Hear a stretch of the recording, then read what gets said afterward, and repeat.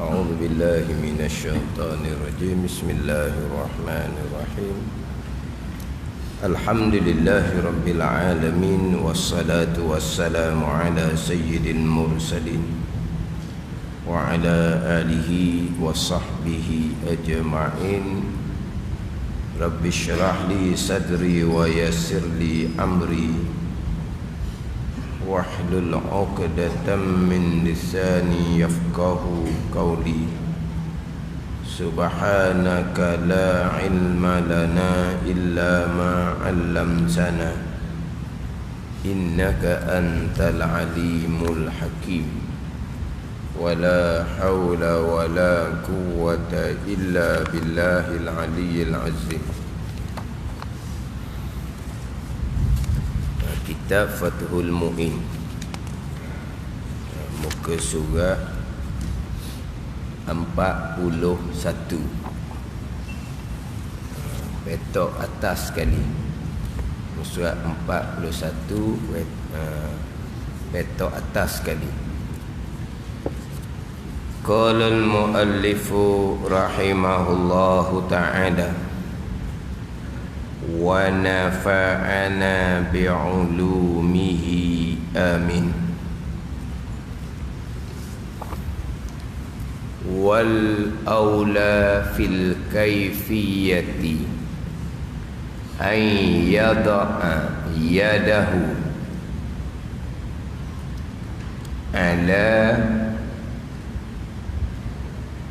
ala muqaddami ra'sihi, ala muqaddami ra'sihi, bukan maqdami tu. Ala muqaddami ra'sihi mulsiqan musabbihatahu bil ukhra wa ibhamaihi ala sidghaihi, wa ibhamaihi ala sidghaihi, summa yazhaba bihima, summa yazhaba bihima ma'a baqiyati asabihi ghairil ibhamaini liqafahu, summa yuraddahuma ilal mabda'i in kana lahu sya'run yanqalibu wa illa falyaqtasir ala zahabi. In kana lahu sya'run, in kana lahu sya'run yanqalibu, dia hak tu sepatutnya petok yang sama dengan hak atas. Dia kena petok yang sama dengan hak atas. In kana lahu sya'run yanqalibu, disambung atas tu, bukan petok asing tu. Wa illa falyaqtasir ala zahabi. Cara mengusap yang utama ialah cara menyapu kepala yang utama, yang seeloknya. Cara yang afdal pada menyapu kepala ialah, sebab terdahulunya disunatkan sapu sekalian perkara, disunatkan sapu sekalian perkara kerana mengikut Nabi sallallahu alaihi wasallam, dan juga kerana kita nak keluar daripada pandangan ulama yang mengatakan wajib sapu kepala, iaitu mazhab Maliki dan mazhab Hambali. Mazhab Maliki, mazhab Hambali, Nabi sapu sekalian kepala, hukum sapu sekalian kepala adalah wajib. Itu pandangan mazhab Maliki dan Hambali. Adapun pandangan mazhab Syafi'i, Nabi sapu sekalian kepala hukumnya adalah sunat. Khilaf ulamanya pada ayat wamsahu biru'usikum Wamsahu biruusikum. Sapu akan kepala kamu. Jadi tu zaidah bagi pandangan mazhab Maliki, mazhab Hambali. Wamsahu biruusikum, sapu dengan kepala. Dak, tu zaidah dia lebih dia. Lepas tu wamsahu biruusikum, sapu oleh kamu akan kepala kamu. Sekalian jadinya. Adapun dalam mazhab Syafi'i kita betul litabai, sebahagian kepala, bukan berzaidah, berlitabai. Ni hak khilaf ulama ni. Ayat Quran yang sama. Wamsahu biruusikum, betul berzaidah ke berlitabai. Khilaf ulama. Kalau betul zaidah, sapu akan kepala kamu. Sekalian lah. Mazhab Syafi'i dak, betul boleh tabi'i, sapu akan sebahagian daripada kepala kamu. Lepas tu Nabi sapu sekalian. Sunat. Tak sunat. Itu pandangan mazhab Syafi'i kita. Jadi sapuskan kepala disunatkan yang pertama kerana ikut Nabi sapu kepala sekalian, dan satu lagi kerana nak mengeluarkan pandangan. Oleh kerana ulama mazhab Maliki, Hambali kata wajib, kita buatlah supaya kita keluar daripada pandangan yang kata wajib. Keluar dengan makna apa? Keluar dengan makna hak dia kata wajib itu kita turut, tapi kita pakai pandangan sunat. Tapi kita turut dia itu hukum sunat. Dia kata wajib sapu sekam kepala, kita pun turut buat hak dia kerana dia kata wajib, hukum sunat pula pada kita. Bukan keluar daripada pandangan ulama yang kata wajib ni kita tak buat hak dia, bukan. Dah dia kata wajib, kita turut hak dia lah. Maka sunat kita buat perkara yang mana ada ulama menghukumkan wajib. Walaupun mazhab Syafi'i hukum sunat, tapi oleh kerana ada ulama hukum wajib, kita buat hak dia tu. Bila kita buat, maknanya bagi mazhab Maliki, Hambali, wuduk kita gini. Sebab apa? Sebab kita sapu sekalian kepala. Kalau kita sapu sebahagian je, mazhab Maliki, Hambali kata wuduk kita tak jadi. Jadi kita nak keluar dari pandangan dia kata wajib ni, kita buatlah macam dia kata tu. Ada ni. Jadi yang pertama, kita disunatkan sapuskan kepala kerana ikut Nabi. Yang kedua, kerana kita nak mengeluarkan daripada pandangan hak kata wajib dengan mengeluar dengan mana apa. Apabila kita buat hak dia kata wajib itu, dia akan iktiraf lah wuduk kitanya. Dia kata wajib, kita tak buat hak dia kata wajib, dia pun tolak lah wuduk kitanya. Dia tak terima lah wuduk kita. Faham tak? Dia gitu. Jadi kita nak keluar pandangan itu, kita turut apa hak dia kata wajib tu. Kemudian kalau kita tambuhlah sapu sekalian kepala, kita nak sapu sebahagian, aulanya kita sapu atas ubung-ubung. Kena ubung-ubung. Ubung-ubung tu lah, kan budak-budak kan ubung lembek dia kata. Kan tak wih kosek situ kan, takut telok berapa kali. Kan budak-budak kan ubung-ubung dia lembek lagi. Kita kadang-kadang gosok kepala budak kan, tu kata jangan duk tekan di ubung-ubung tu lembek. Mana kalau kita tekan ubung-ubung dia jadi berlubang ke mana? Pada ni. Kena ada ubung-ubung mana? Mana ubung-ubung? Kenalah tu ubung-ubung. Ni ada orang kena ubung-ubung. Kita lepas dah kita beri salam, kita sunat tangan kita letak atas ubung-ubung. Kemudian sunat kita raut muka. Hadis ni hadis dhaif, tapi ada dalam kitab Al-Azkar bagi Imam Nawawi. Itu ialah bukan dhaif jidal, bukan dhaif sangat, boleh buat amal lah. Letak di ubung-ubung, kemudian raut muka. Letak di ubung-ubung. Ni ada yang letak belakang. Dia tepuk belakang kepala dia. Balik ubung-ubung duduk belakang. Kali pelik sikit kepala dia tu. Kita ubung-ubung kita di hadapan. Dia ubung-ubung dia ni sini ni. Dia tepuk sini dulu sekali. Barulah dia raut muka. Ada tepuk belakang sekali, tepuk mulut sekali. Kata benda pulak dia buat. Tepuk belakang, dia beri salam. Assalamualaikum warahmatullahi, assalamualaikum warahmatullahi. Pas sini, pas sini. Kata buat apa pulak tu? Ada peseng, Hubung-hubung dia pelik. Duduk di kaki. Masih duduk molek tangan atas riba ni. Assalamualaikum warahmatullahi. Assalamualaikum warahmatullahi. Kat tangan dia pegang kaki. Lepas pegang kaki barulah dia raut muka. Oh, hubung-hubung duduk kaki. Dan ni tiap-tiap salam ni kita semua dia buat. Beri salam pertama, beri salam kedua, tangan dia atas riba ni turun pegang kaki. Lepas pegang kaki barulah dia raut muka. Kata pelik juga hubung-hubung hidup kaki. Dia gaya. Ni letak di hubung, lepas tu raut. Letak di hubung satu sunat, raut satu sunat. Letak di hubung-hubung saja tak raut boleh pahala letak di hubung-hubung. Raut saja tak boleh hubung boleh raut pahala sunat raut saja. Ada ni. Tapi raut muka ni dan kitab Muniyatul Musalli tak ada. Dan kitab Wisyahul Afrah tak ada. Dan kitab Matlain tak ada. Ni kena buka kitab besar sikit ha. Baru jumpa raut muka ha. Tak ada ni. Tapi orang kita ni raut muka belaka raut muka. Kadang-kadang tak tahu pun ambil mana kita ni. Bila orang mengajar raut muka bid'ah. Tak sunat, Nabi tak buat. Tinggallah raut muka. Tak raut lah.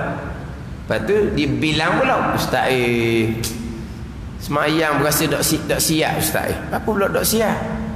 Tak sudah. Semayang berasa macam tak sudah je. Tak apa saya tak sudah makcik. Dah raut muka. Tak apa dah raut muka. Ada Ustaz mengajar bid'ah tak sunat. Oh gitu. Dan lama ni makcik raut muka dah. Raut jak budak gitu rasa macam tak siap tu.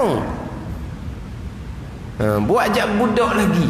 Dah makcik raut muka daripada budak tu macam mana? Tak tahu. Tu tak tahu jadi masalah tu. Tak tahu. Pakai turut je. Bila ada ustaz main ngajar bid'ah, dia pun tak raut lah. Tapi rasa tak macam orang tak isap rokok lepas makan nasi tu nah. Dia rasa macam tak kenyang. Tak kenyang apa? Bocih dah perut. Dia rasa macam tak kenyang, tak siap. Jadi rasa macam tak sudah sembahyang tak raut. Dah makcik raut lah. Dah mungkin dia makcik raut molek dah. Oh dah ustaz tu kata bid'ah. Yalah, makcik jangan raut lah muka dia. Raut muka makcik je tu. Hak makcik dah amal tu molek dah tu. Ada pandangan kata sunat, ada pandangan kata tak sunat. Sudahlah. Selesailah situ. Dah kita duk raut muka kita raut je nah. Cerita molek kau jangan kau susah kau tua. Siang kau tua tu. Siang kau tua. Dia daripada budak raut muka tapi dia jenis amal gitu je. Dah tahu ke kita orang kita ni. Bila mari orang baru ayat kata bid'ah tak disunatkan maka turutlahnya. Mungkin tak ada arah lah dia ustaz. Tapi hak tak sedap lah rasa ni sebab buat semua. Ni kadang susah kat orang ni. Lepas tu kita jangan cepat-cepat sangat. Benda tu kalau kita tak jumpa kita tanya molek. Kita nak baiki orang tu dah ajar kita ni. Kita jangan buat main-main orang tua kita dulu ni walaupun nampak barang-barang ilmu mereka ilmu yang berkat. Ilmu mereka ilmu yang berkat. Mereka mengaji cara yang berkat. Makan minum hak yakin halal. Guru mereka dulu-dulu guru yang berkat. Makan minum guru mereka terdahulu yakin halal. Kita learn ni orang belajar ke orang ngajar ke makan hak syubhah belaka. Maka syubhat belaka kita ni. Dengan minyak, dengan gula, dengan gandum, dengan apa benda, semuanya syubhat belaka. Hak tak yakin halal belakanya kita ni semua ni. Orang dulu dah hak buatan dia belaka, hak yakin halal. Ni keberkatan mereka. Walaupun ilmu mereka kadang-kadang tak banyak mana, tapi jangan kita mudah-mudah nak kata salah ke apa semua. Kalau kita tak jumpa, kita royak tak jumpa. Setakat saya ngaji tak jumpa lagi raut muka tu. Royak kita senang. Jangan kita cepat-cepat sangat. Kita sendiri pun belajar kita ni kadang-kadang capur juga niat. Kerana Allah juga. Kerana nak gaji juga. Nak kerja, nak makan gaji, senang hidup dunia. Macam-macam Niat kita belajar tak solid Tak macam dulu belajar solid kerana Allah Ta'ala, senang susah pun kerana Allah Ta'ala. Belajar pun dalam susah, lepas boleh ngajar pun hidup sederhana susah. Orang lain ni nak belajar dalam senang, nak duduk dalam senang, lepas selesai belajar nak hidup yang senang, nak hidup yang mewah. Ni pesen gini ni ialah nak dalih nak sama macam orang dulu. Sebab tu kita kena, jangan kita wak nak merendah-rendahkan orang terdahulu daripada kita. Jangan. Orang terdahulu dari kita lebih hampir kepada Nabi sallallahu alaihi wasallam banding dengan kita orang kemudian ni. Mana kita tak payahlah. Macam contoh perkara lain ni.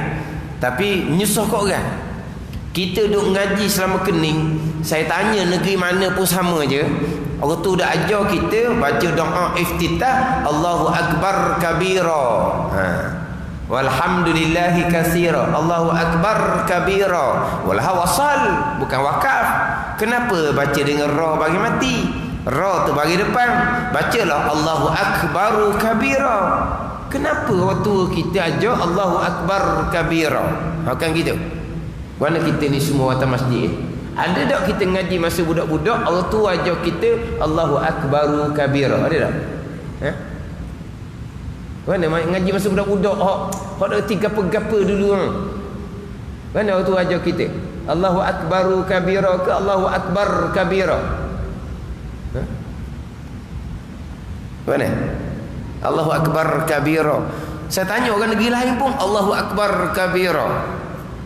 Ni timbul ni kita nak takbir raya sebab kita wasa bukan wakaf. Takbir rayanya macam mana? Allahu Akbar Allahu Akbar Allahu Akbar ke Allahu Akbar Allahu Akbar Allahu Akbar. Walah bukan wakaf 3 takbir tu. Wasa.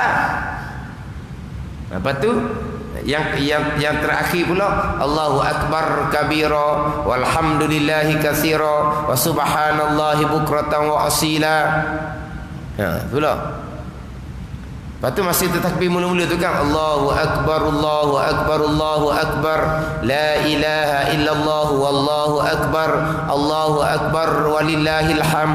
Allahu Akbar walillahil ham ke Allahu Akbar walillahil ham.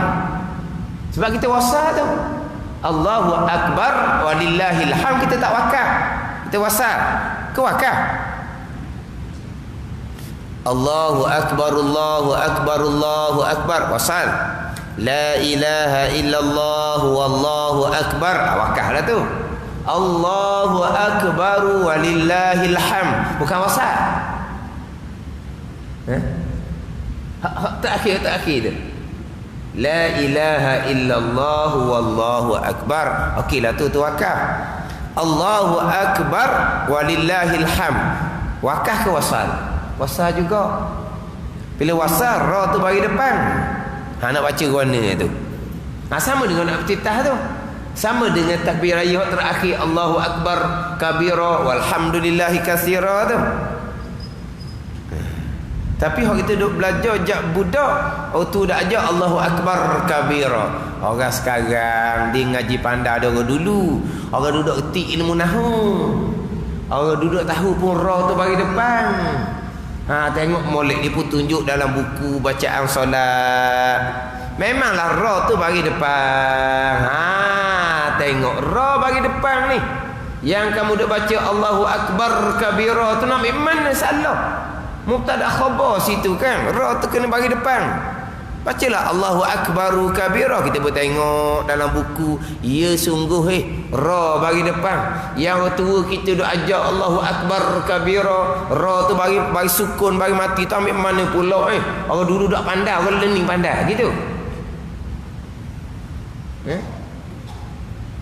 Ni siap tulis satu tajuk benar. Bacaan salah dalam sembahyang ketika baca doa iftitah. Ni satu peringatan ni. Allahu Akbar kabira tu salah, ra tu bagi depan. Jangan duk cepat gitu. Dah memang ra tu bagi depan kan. Dah kita tahu setakat tu, ayat setakat tu sudahlah. Lepas tu orang tu dah ajak Allah Akbar kabira, wallahu a'lam, saya dah jumpa jalan dia. Ada situ. Tapi hak dak ajar Allah akbar kabiran merata. Umum ajar gitu belaka ni. Takkan nak salah belaka. Letak kat situ tak boleh ke? Kita ngaji tak jumpa Allahu akbar kabira kan, Allahu akbaru kabira. Tapi orang duk ajar macam itu ni semua tepat sama aja. Ra dibaca bagi mati, tak boleh kita letak. Wallahu alam lah orang dulu tu jalan mana.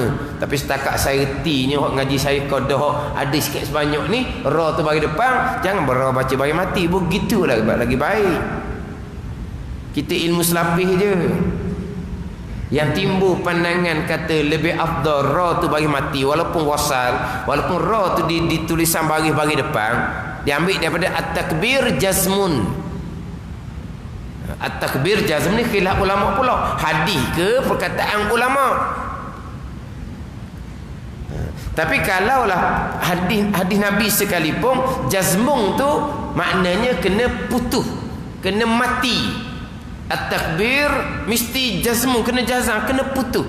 Allah maha besar, biar putus Allah maha besar. Jangan duk lolek. Gitu maksudnya. Biar putus, jangan duk lolek. Tapi dalam ilmu nahwu, jazam salah satu alamatnya sukun bagi mati. Tu timbul takbir kena mati ra. Tu. Tapi almarhum tu saya mengajar, bagi pandangan dia afdal kita mati ra walaupun kita wasal. Tu je. Orang ni siap tulis satu tajuk nak memperbetulkan kesalahan orang ajar. Doa iftah Allahu akbar kabira. Banyak mana ilmu kita nak banding orang dulu. Sabarlah, tawaduk kena diri. Setakat kita tahu tak ada ra tu bagi mati. Setakat saya tahu. Dah saya tahu banyak mana, sikit je ada putih setakat tu. Alhamdulillah dah. Kau sikit-sikit kita tahu boleh royak kat orang tu. Alhamdulillah dah. Tapi kita nak perbetul, nak kata salah orang lama-lama ni, sabar. Jangan duk cepat-cepat. Ada ni. Sebab tu baca Allahu akbar kabira. Sama juga pada masa bang. Masa bang dia wasal. Allahu akbar diwasal. Tapi atas pandang kata afdal matira walaupun wasal di bang Allahu akbar walah diwasal takbir yang pertama dengan takbir kedua dah matira afdal. Sama dengan takbir aja. Memang wasal Allahu akbar. Tapi kalau atas pandang kata afdal matira Allahu akbar walaupun wasal tu mula-mula Allahu akbar walillahil hamd. Allahu akbar walillahil hamd tu wasal juga. Tapi kalau kita nak baca dengan bagi hasal bagi depan, baca je lah. Gitu je lah. Ni susah pula orang tua nak baiki. Ni orang tua ni dia payah. Buatan sama, bacaan sama. Dan buatan disapu muka semua, dak sapu tu macam tak jadi kerja. Bacaan dia Allahu akbar kabira semua, nak tukar Allahu akbaru kabira. Kadang-kadang ru dia panjang pula dah. Nak jadi Allahu akbaru kabira. Nak jadi ru ni. Dah lama dah Allahu akbar kabira, nak jadi Allahu akbaru tu. Payah. Sikit je bagi mati tukar pada bagi depan. Betul. Orang tua ni dah duduk gitu semua. Ustaz kalau boleh baca juga Allahu akbar kabira afdal lagi pula. Saya nak balik asas mula ustaz. Susah saya nak baca doa iftitah Allahu akbaru kabira dia kata. Dah baca Allah akbaru kabira. Dalam kening Allah akbar kabira. Ada tak orang ngajar tak boleh baca Allah akbar kabira. Ra bagi depan tu kan. Susah jadi orang. Gimana? Jumpa banyak dah pesen ni kanun kita ni. Kalau gitu saya nak balik kepada Allahu akbar kabira walhamdulillahi katsira semula. Tunjuk buku ni, tengok ra tu bagi apa tu. Memanglah bagi depan. Dah baca apa dengan mati. Ngaji lebih sikit tahulah sebab apa, jalan mana. Gitu je lah. Lepas tu kadang-kadang kita takbir raya ni tak sama. Hak pegang speaker tu, hak Yelah, bila lagi ayah haji nak pegang spekar duduk depan tu. Pakat pegang spekar. Ni boleh ke seorang? Allahu Akbar, Allahu Akbar, Allahu Akbar. Boleh kita beri orang lain pula. Allahu Akbar, Allahu Akbar, Allahu Akbar. Dah sama, 2 peseng. Tak apa dah. Ikut selesa masing-masing lah. Hujung tu pula Allahu Akbar walillahil hamd. Hak ni pula Allahu Akbar walillahil hamd.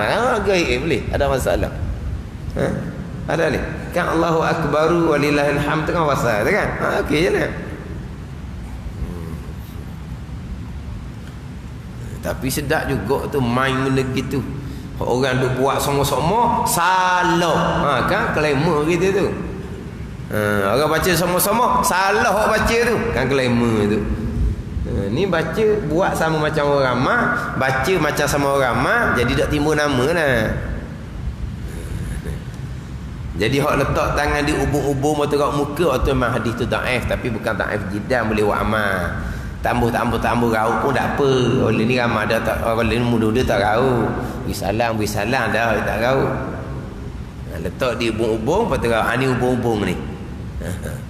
Nak ceritanya, kalau kita tak embuh sapu sekarang kepala, aula kita sapu atas ubung-ubung. Kalau kita tak embuh sapu atas ubung-ubung, kita sapu 1/4 kepala. Biar banyak sikit. Kalau mazhab Syafi'i kitanya bukan sehelai rambut.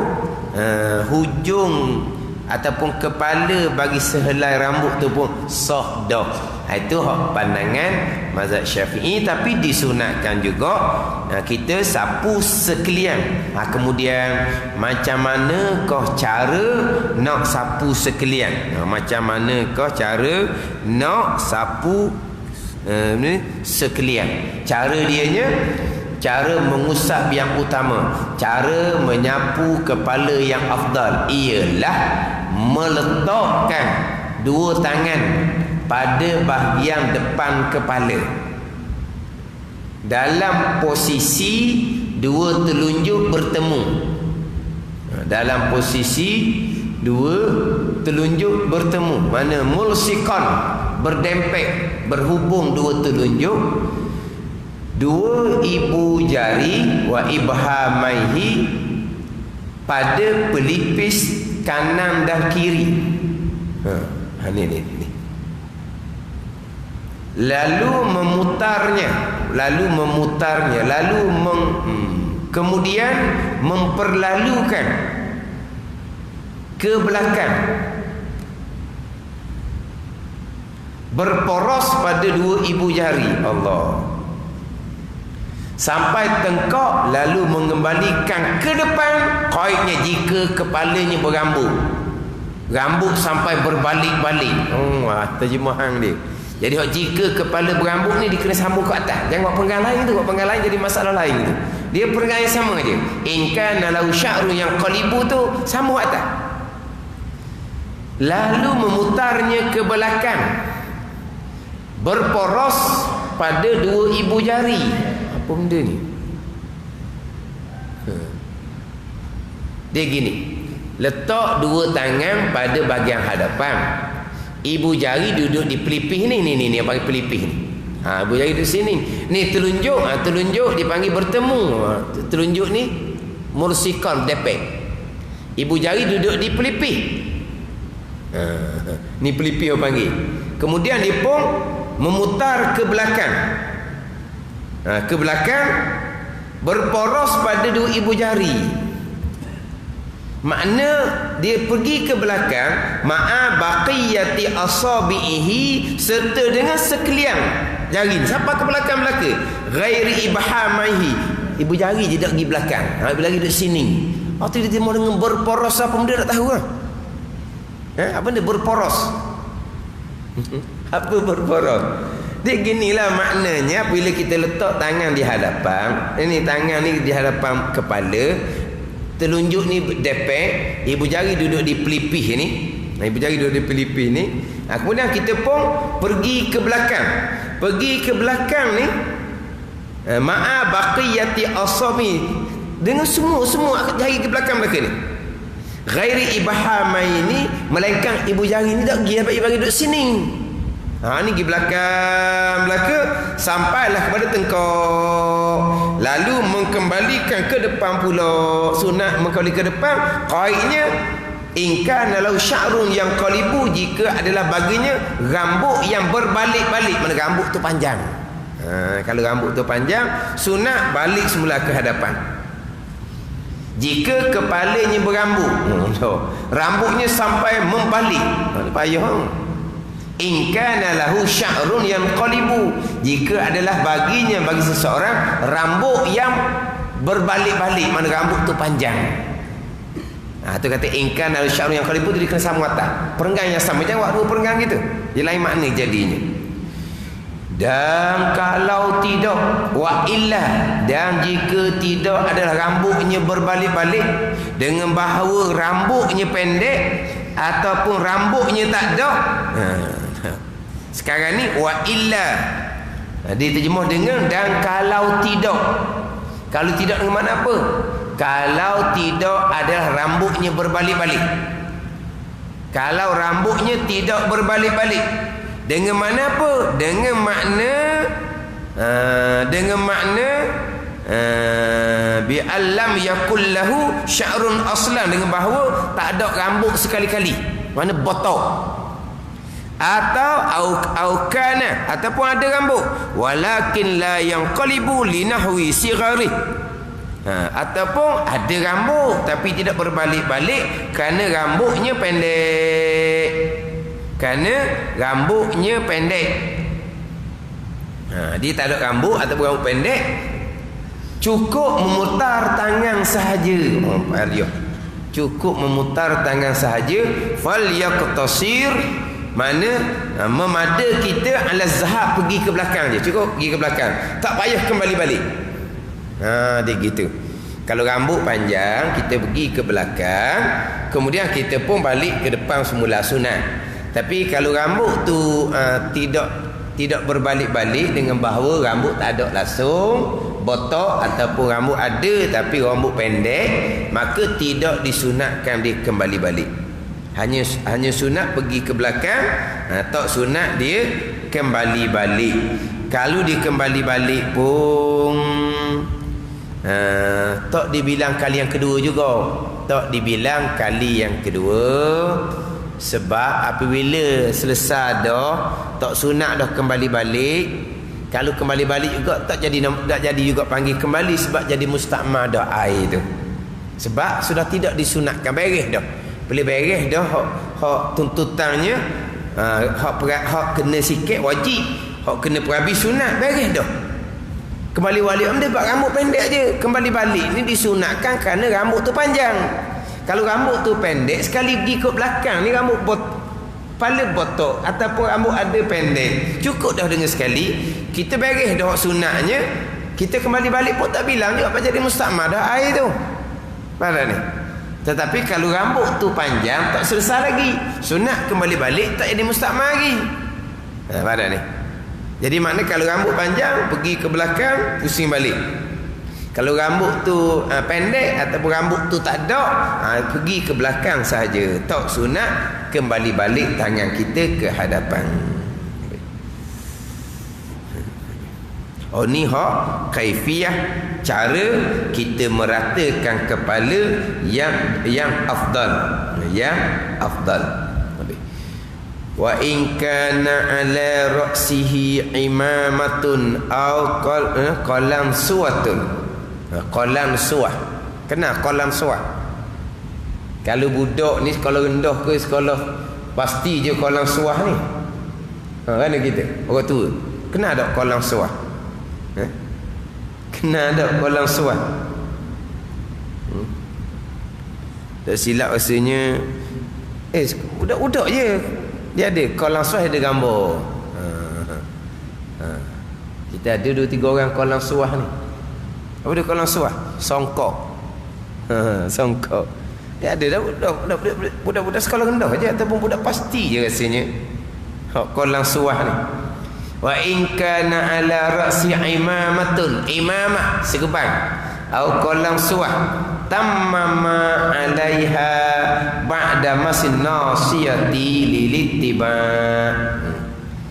Setelah mengusap ubung-ubung, ia menyempurnakan usapan pada serban atau kopiah jika memakainya kerana ittiba' Rasul, kerana ikut Nabi sallallahu alaihi wasallam. Jadi gini, tak di atas kepala kita tak ada apa-apa, tak ada serban, tak ada songkok, tak ada kopiah, maka kita disunatkan sapu sekalian. Sapu sekalian. Tiba-tiba atas kepala kita tu ada serban ataupun ada kopiah yang kita tak mau buang serban tu. Kalau kita nak buang serban tu, kita nak buang songkok kopiah tu, sadilah sapu sekalian. Tapi kalau kita tak mau buang serban kita, tak mau buang songkok kita, maka kita tolak ke belakang. Biar terbuka ni ubung-ubung. Ubung terbuka. Tak mau buang serban, tak mau buang songkok. Maka sapu atas ubung-ubung, kemudian sapu atas serban ataupun kopiah. Sunat buat seumpama tu. Ada ni. Sapu atas mana atau ubung ni sapu dulu. Hak sunat dia gitulah. Nak colek sikit pun memada dah mazhab Syafi'i ni. Mana serban kita tolak ke belakang. Kopiah songkok kita, kopiah kita tolak ke belakang biar ubung-ubung tu terbuka. Kita pun basuh dua tangan, tersapu atas ubung-ubung, baru kita naik atas serban, kita pun naik atas songkok, atas kopiah. Ada ni.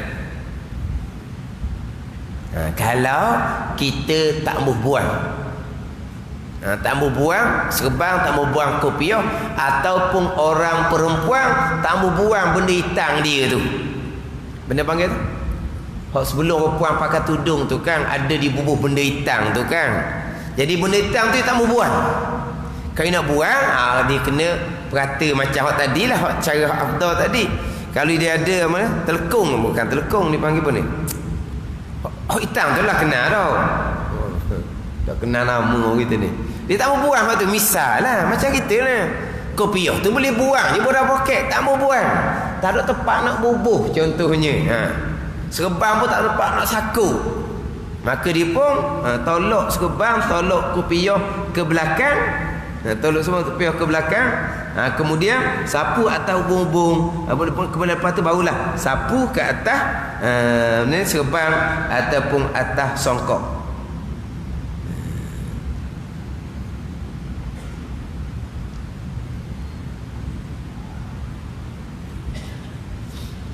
Cuma ketika kita nak sapu atas serban ataupun atas songkok tu, janganlah kita alih tangan kita dari kepala. Kita alih tangan kita dari kepala, kemudian barulah kita sapu atas serban ataupun atas songkok. Maka hak tu jadi musta'madah sebab kita sudah pisahkan tangan daripada kepala. Sekarang kita belakang. Kita pun sapu atas ni, kita pisah dah tangan kita daripada kepala, baru kita balik sebelah atas serban, baru kita sapu perhabis ke belakang.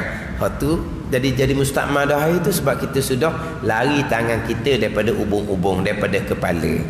Ada ni.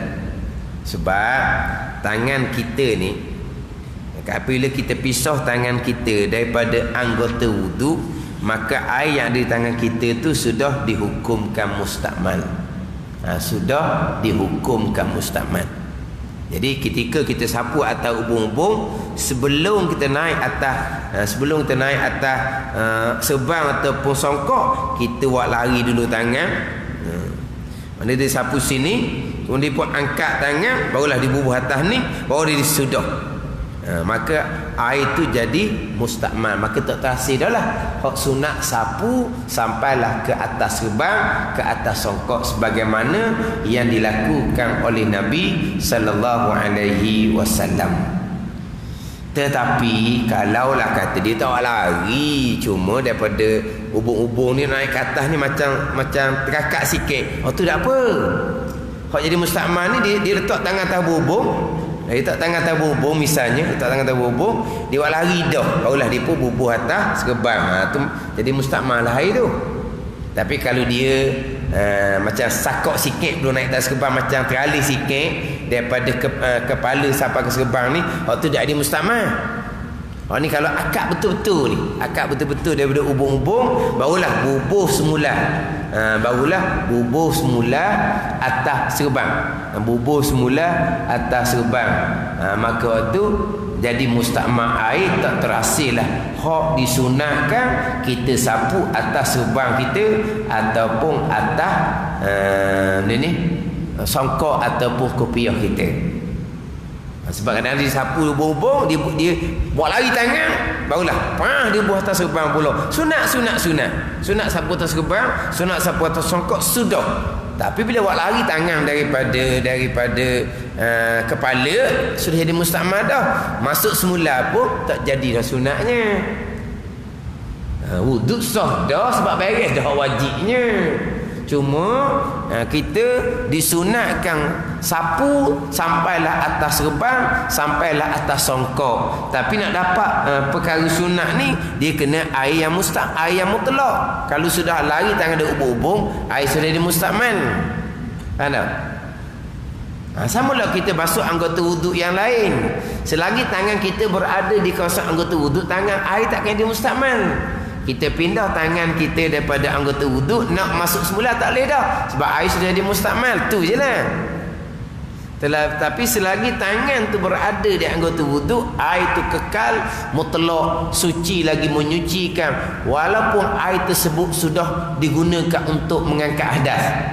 Bila air yang telah digunakan untuk mengangkat hadas, air itu jadi mustakmal. Tetapi walaupun selesai dah kita mengangkat hadas di muka, tapi tangan kita masih lagi berada di kawasan muka, air yang di muka kita kekal mutlak suci lagi menyucikan. Berpindah tangan daripada muka, barulah air jadi mustakmal. Sama macam kita basuh najis. Kita basuh najis atas latar, kita datangkan air atas tempat najis, airnya sedikit, air sudah bersentuh dengan najis, air kekal suci lagi menyucikan. Kita gahar, hilang sifat najis di latar, air tidak berubah, latar hukum suci, air kekal mutlak. Pindah air daripada latar tu, barulah air jadi mustakmal. Gitu. Selagi di situ, dia panggil air itu mutlak, suci lagi menyucikan. Walaupun air di muka kita ni sudah beres untuk mengangkat hadas kecil di muka, sepatutnya dia mustakmal dah. Selagi tangan kita duduk di anggota wuduk, air tu kekal mutlak suci lagi menyucikan. Awak lari je tangan, mustakmal dah, tak boleh nak masuk balik. Kadang ni. Jadi letak tangan di ubung-ubung, awak lari tangan, bau buah atas kopiah. Tak terhasil dah sunat sapu atas kopiah, sapu atas serban, sapu atas songkok. Tak terhasil dah sebab air tu mustakmal. Sebab walaupun kita nak buat benda sunat, sapu atas kopiah, atas serban, atas kok, itu benda sunat. Tapi walaupun nak buat benda sunat, air kena air mutlak baru boleh pahala sunat. Sama lah macam kita nak mandi pagi Jumaat. Bukan mengangkat hadas, benda sunat, tapi kena air mutlak. Kalau air tak mutlak, tak terhasil benda sunat tu. Jadi kita air mutlak wajib kita gunakan untuk mengangkat hadas, untuk mandi, untuk mengangkat hadas kecil, hadas besar. Tapi kalau untuk hak ibadat sunat, kena pakai air mutlak juga, barulah dapat pahala sunat. Kalau tidak menggunakan air mutlak, tak berdosa, tapi amal sunat kita tak jadi. Sekarang ni sapu atas serban, kopiah, songkok ni sunat. Tapi janganlah lepas kita letak tangan di bubung, kita alih dulu baru masuk semula, tak jadi sebab air jadi mustakmal. Dia tak jadi mustakmal ni ketika kita sapu debu di muka ketika tayamum.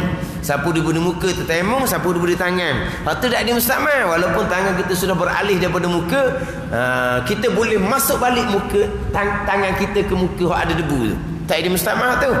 Cuma ketika bertayamum, sapu debu di muka, sapu debu di tangan, selagi tak beres, selagi tak puas hati, disunatkan jangan alih tangan daripada anggota tayamum. Sunat je. Tak ada ni.